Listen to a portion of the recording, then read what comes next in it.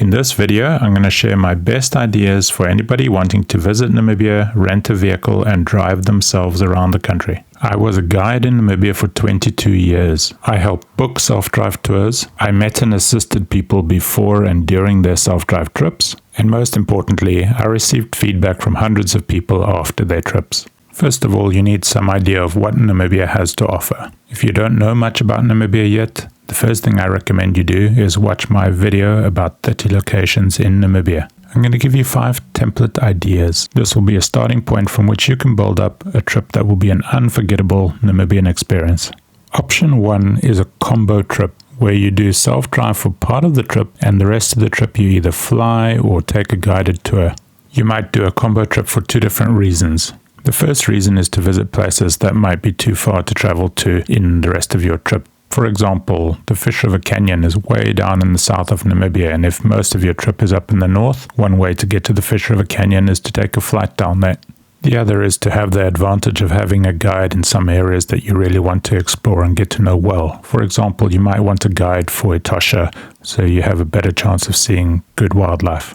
The big disadvantage of combo trips is that it's likely to work out more expensive than a pure self-driving trip. A second option is a desert landscape experience. Namibia has canyons and dunes and hilly country and mountains. The desert colors vary from white to brown to red. On a trip like this, locations that you might want to visit include the Fish River Canyon, Sossusvlei, the Irongo Mountains, the Spitzkoppe, Brandberg, and some parts of the Skeleton Coast. A trip with a landscape focus is great if you want to do big open landscape photography or you just love experiencing big open country. The big disadvantage of a trip like this is that you're likely to do long days on the road. The desert is a big stretch, especially if you want to reach the Fish River Canyon, you're going to do very long drives. The next type of tour was what we often used to call a desert and delta experience. The delta is a reference to the Okavango Delta in Botswana, up in the northwest of Botswana, just touching on the Namibian border. What's special about the Okavango Delta is that you have these river channels. The Okavango River ends in the Okavango Delta. It literally floods out into the desert, creating this huge area of wetlands. And it's just reed beds and islands and trees and a lot of wildlife. And so a very green, lush area. But you don't have to go all the way to the Okavango Delta in Botswana to have this kind of experience. Even the rivers in Namibia create some areas of interesting wetland with a lot of wildlife. The main idea of a desert and delta experience is having this tour where some portion of it is in the dry desert and another portion of it ends up in these wetlands, creating a really interesting contrast. The desert locations might include places like Sossusvlei, the region around Swakopmund and Walvis Bay, up to the Skeleton Coast, and maybe somewhere like the Palmwag concession or the Etendeka concession, both really fascinating places. Normally you'd visit Etosha on the way up to the northeast, and then you could either go into Botswana from the northern part of Namibia or continue on to the Zambezi region, visiting Boboata National Park. The trip might end in Victoria Falls in Zimbabwe, Kasane in Botswana, Livingstone in Zambia, or Maun in Botswana. Option 4 is for those who really want to get out of the way to get to faraway places, and this is to do a far northwestern Namibia trip. The focus of this trip would be up in the Kunene region, and in this area you experience things like the desert elephants, really dramatic landscapes, and are able to visit people like the Himba. You could go right up to the Kunene River on the border with Angola, and some people even extend trips up into Angola. A trip like this would typically involve a lot of camping and would be something that you need to prepare for very well. Ideally, this wouldn't be your first Africa experience if you're doing a trip like this. Finally, option 5 is probably the most typical kind of trip. This is the standard Namibian loop, where you'd typically leave Windhoek, do some sort of a loop around Namibia, and end up back in Windhoek. Normally you'd include all the most well-known places on a trip like this: Sossusvlei, Swakopmund, Twyfelfontein, Etosha, and maybe the Waterberg Plateau on the way back down to Windhoek. In the next section, let's discuss the vehicle that you're likely to have on your Namibian self-drive trip. Typically, you'd rent a four-wheel drive vehicle, which is often bigger than what most people would be driving at home, so it might take a few days to get comfortable driving the vehicle. Typically, I'd recommend hiring a double cab if possible, mainly because the things in the very back of your vehicle will end up getting very dusty. So for things like camera bags and so on, it's better to be able to put them on the back seat. Driving in Namibia is on the left side, so the driver sits on the right-hand side of the vehicle, just something to be aware of. It's fairly common that you might have a manual transmission in these vehicles. Four-wheel drive vehicles often still do. That is changing, so something worth checking. When you rent a vehicle, don't just assume that the vehicle is in good condition. Do a really good inspection yourself. Typically, you'll do an inspection when you meet the person who's handing over the vehicle. Make sure that you give the vehicle a good look over. Check underneath the vehicle for leaks and any loose parts. Check the tires, including the inside of the tires. Very often that's a place where people don't notice damage. Check for rips and bulges in the tires. Check for any cracks. Make sure that there's tools for changing the tire and make sure you know exactly where they are. Open the engine bay, make sure the battery's secure, make sure stuff isn't loose, make sure that the fluid levels are okay and that you know how and when to check those.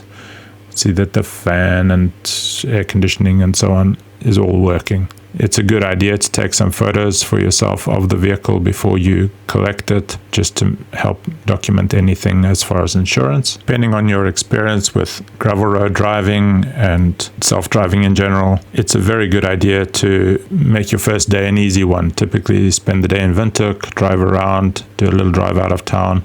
Make sure that you're comfortable with the vehicle before setting off on a long journey. One absolutely essential thing is to be able to change the tire of your vehicle. Know exactly how to do it. If this is not something you've done before, make sure that you know how to do it before you leave on your journey. You can either ask somebody to change the tire for you, either the person who is showing you the vehicle in the first place, but if they're in too much of a rush, do it at a hotel where you're staying the first night. Make sure you know.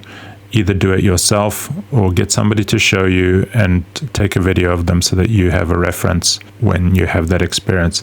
It's extremely dangerous to drive on flat tires. You can end up getting a car set on fire. You want to absolutely make sure that you know what to do as far as flat tires.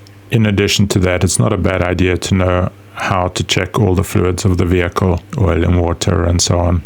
Ask for how to do that. Make sure you do the checks when the vehicle is cool and know what you should check before leaving. It's a good idea to have an eye on your vehicle all the way through your trip, and so you want to know how to do it.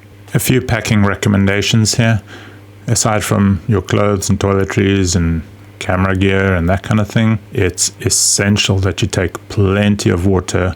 Make sure you've got extra water even for times you don't think you necessarily need it, just so that if you spend any time longer on the road than you thought, you've got water. I also highly recommend taking some water for washing your hands. This is just useful if you need to do anything on the vehicle or whatever. It's just very nice to be able to throw a bit of water over your hands from time to time. What I used to do for hand washing water was buy a sturdy collapsible container that I could just keep in the car.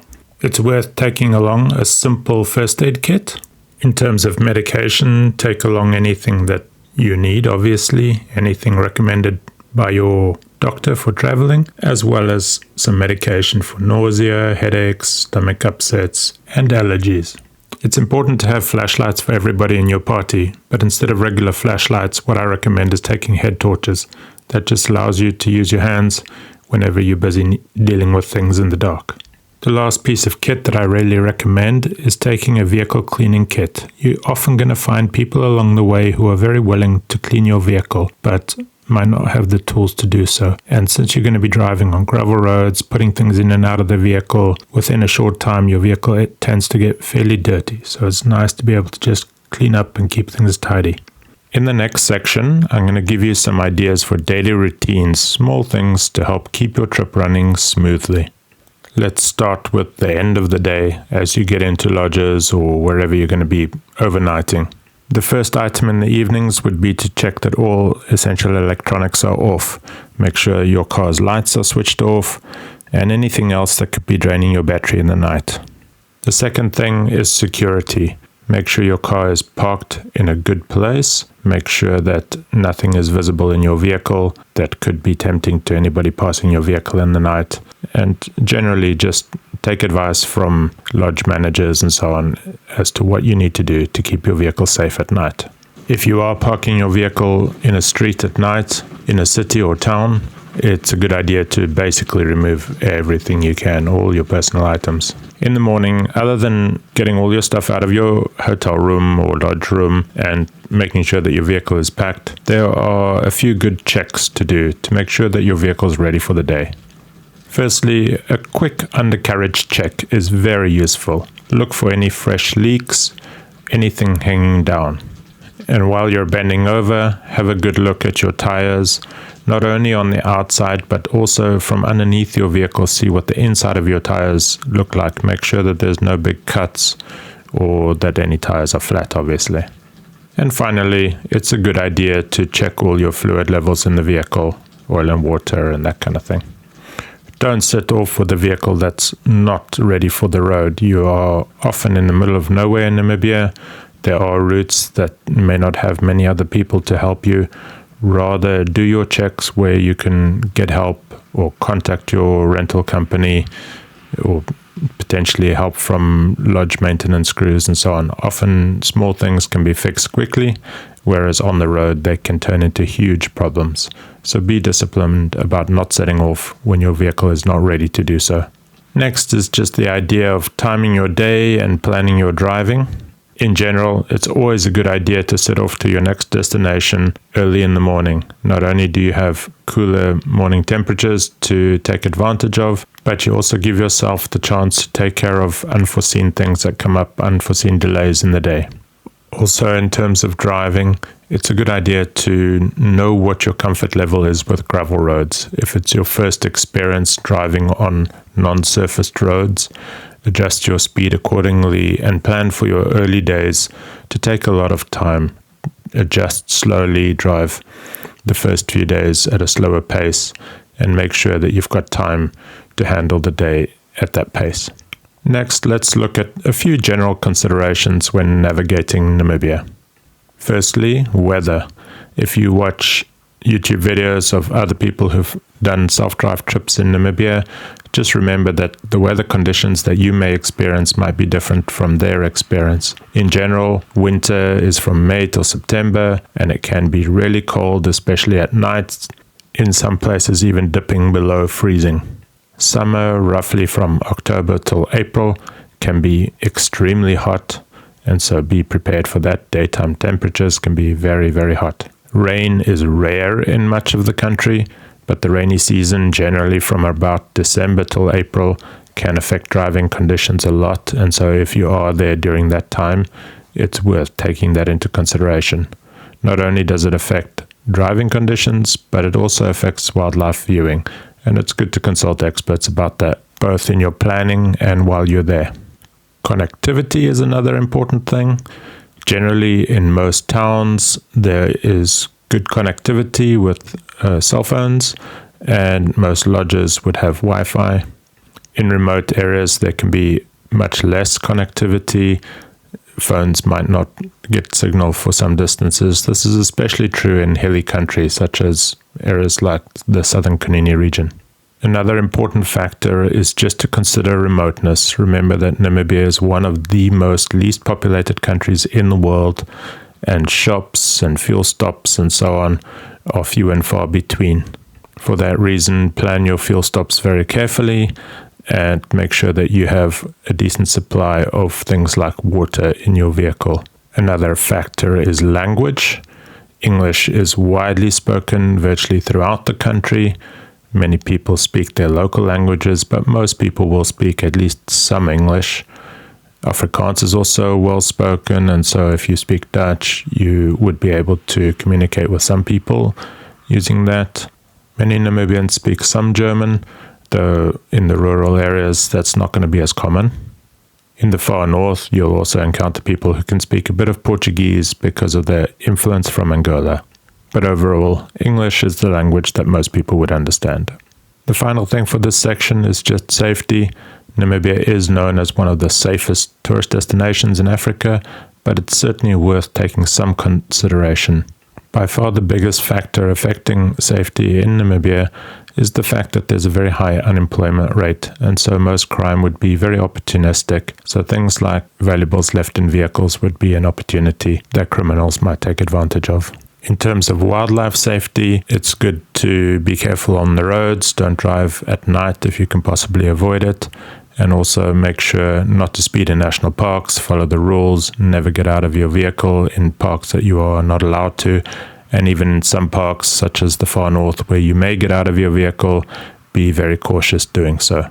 If you are planning to self-drive Namibia, please leave me a comment. I'd love to know if this video was useful. And feel free to ask any questions.